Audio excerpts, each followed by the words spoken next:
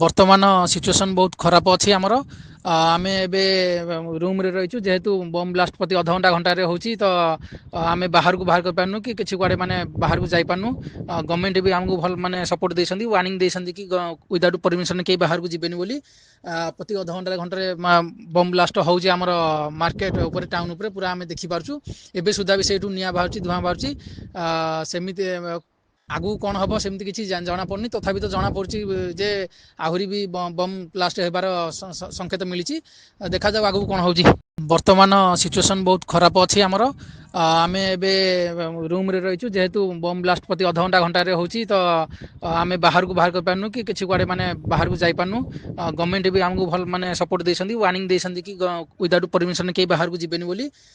ପ୍ରତି ଅଧଘଣ୍ଟାରେ ଘଣ୍ଟାରେ bomb blast ହେଉଛି ଆମର ମାର୍କେଟ ଉପରେ, ଟାଉନ ଉପରେ ପୁରା ଆମେ ଦେଖିପାରୁଛୁ।